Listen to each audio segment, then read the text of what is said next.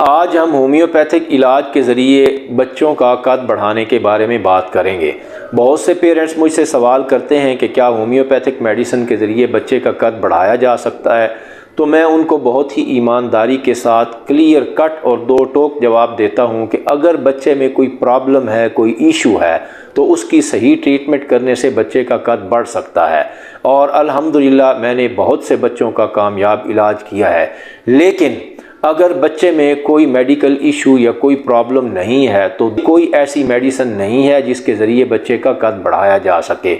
تو اب ہم آتے ہیں ان اسباب کی طرف جن کی ٹریٹمنٹ کرنے سے بچے کا قد بڑھ سکتا ہے۔ انٹرنیٹ پر اور کتابوں میں تو بہت سی تفصیلات درج ہیں، لیکن میں آپ کو بہت ہی ٹو دی پوائنٹ اور پریکٹیکل باتیں بتاتا ہوں جو اب تک میں نے اپنی 20-22 سالہ پریکٹس میں آبزرو کی ہیں۔ اسباب میں سب سے پہلے تو آتے ہیں نفسیاتی اسباب۔ بچہ بعض اوقات کسی نفسیاتی دباؤ میں ہوتا ہے، وہ خوف ہو سکتا ہے، غصہ ہو سکتا ہے، کسی قسم کا پریشر ہو سکتا ہے جس کی وجہ سے بچے کی گروتھ کا ایشو ہو سکتا ہے۔ مجھے اچھی طرح یاد ہے کہ ایک بچی کی میں نے ٹریٹمنٹ کی تھی جو خوف میں مبتلا تھی۔ اس کے والد کو مرگی کے دورے ہوتے تھے، اور جب پہلی دفعہ اس کو دورہ ہوا تو وہ بچی دیکھ رہی تھی، تب سے وہ شدید خوف میں مبتلا تھی۔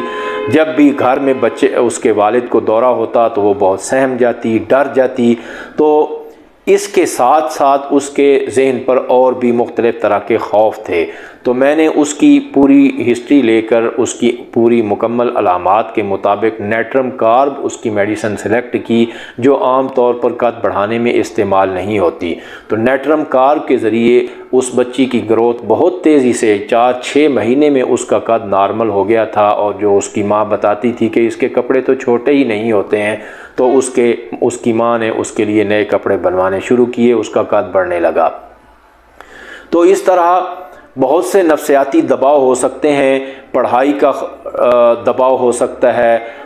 پیرنٹس کا کوئی غیر ضروری دباؤ ہو سکتا ہے، پیرنٹس کی لڑائی ہو سکتی ہے، پیرنٹس کی بلا جواز سختی ہو سکتی ہے، کسی قسم کا کوئی ڈر خوف ہو سکتا ہے جس کی وجہ سے بچے کا قد رک سکتا ہے۔ تو جو بھی اس کی نفسیاتی ذہنی علامات کے مطابق ریلیونٹ میڈیسن بنتی ہے وہ بچے کو دینے پڑے گی، چاہے وہ اسٹیفی سیگریا ہے، نیٹرم کارب ہے، نیٹرم میور ہے،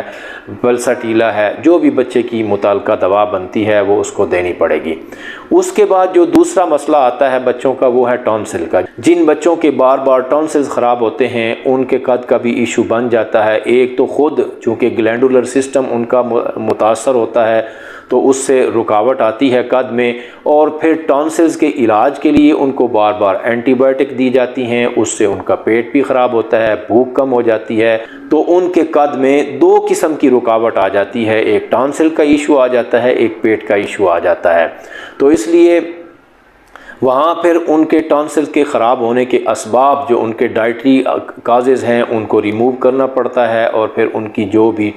میڈیسن علامات کے مطابق بنتی ہو وہ دینی پڑتی ہے، چاہے وہ بیلاڈونا ہو، چاہے فائٹولاکا ہو، چاہے بریٹا کارب ہو، چاہے لائکوپوڈیم ہو۔ بہت سی ہومیوپیتھی کی دوائیں ہیں، گائکم ایک بہت اچھی میڈیسن ہے جو ٹونسلز میں کام آتی ہے۔ لیکن یہاں آج کل جو خاص اور اہم نقطہ میں آپ کو بتانا چاہوں گا وہ یہ ہے کہ جن بچوں کے ٹونسلز خراب ہوتے ہیں ان کی اکثر میڈیسن نقص و میکا آتی ہے۔ ہم نے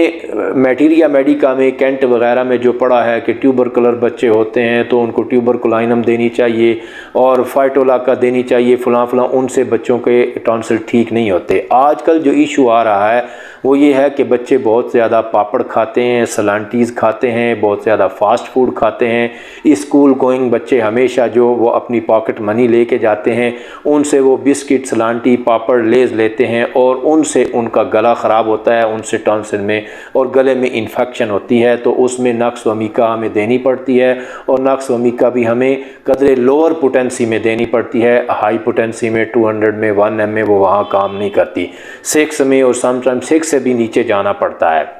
نفسیاتی اسباب اور ٹونسل کے بعد آ جاتی ہے بچوں کی نیوٹریشن کے اسباب ہیں۔ تو نیوٹریشن میں آپ کہیں گے کہ آج کل نیوٹریشن کی کمی ہے تو نہیں، بچے تو بہت کھا پی رہے ہوتے ہیں، لیکن کھا پی تو رہے ہوتے ہیں لیکن ان کی غذا میں منرل ڈیفیشنسی ہوتی ہے، وہ فاسٹ فوڈ کھا رہے ہیں، وہ پاپڑ، سلانٹیز اور بسکٹ کھا رہے ہیں جن میں منرل کنٹینٹ نہیں ہوتا، جن میں واٹر کنٹینٹ نہیں ہوتا، جس کے ساتھ پوری باڈی کے اندر ان کے خون کے اندر منرل سرکولیٹ کریں۔ تو باوجود اس کے کہ بچے کھا پی رہے ہوتے ہیں لیکن ان کی باڈی کو، ان کی بونز کو، ان کے مسلز کو پوری نیوٹریشن نہیں مل رہی ہوتی، جس کی وجہ سے ان کی گروتھ میں ایشو آ رہا ہوتا ہے۔ اچھا، اس کے علاوہ کچھ بچے ایسے ہیں جن کے کوئی بخار پرانے دبے ہوئے ہوتے ہیں، ان کو ٹائیفائڈ ہوتا ہے یا ان کا ملیریا سپریس ہوتا ہے، ان کی بخار کی پراپر صحیح ٹریٹمنٹ نہیں ہوتی اور بخار ان کے اندر رکا ہوا ہوتا ہے، دبا ہوا ہوتا ہے، اس کی وجہ سے بچوں کی گروتھ رک جاتی ہے۔ ان کی بھی کمپلیٹ ہسٹری لے کر جو ان کے مزاج اور علامات کے مطابق میڈیسن بنتی ہے وہ دینی پڑتی ہے۔ یاد رکھیں کہ بچے کے قد نہ بڑھنے کا جو سبب ہے اس کو انڈرسٹینڈ کیے بغیر، اس کی صحیح ٹریٹمنٹ کیے بغیر بچے کا قد نہیں بڑھ سکتا، اور جو بچوں کو ہومیوپیتھک ڈاکٹر اور پیرنٹس بلا جواز اور غیر ضروری دوائیں دیتے ہیں وہ غلط ہیں اور نہیں دینی چاہیے۔ بہت شکریہ، اللہ حافظ۔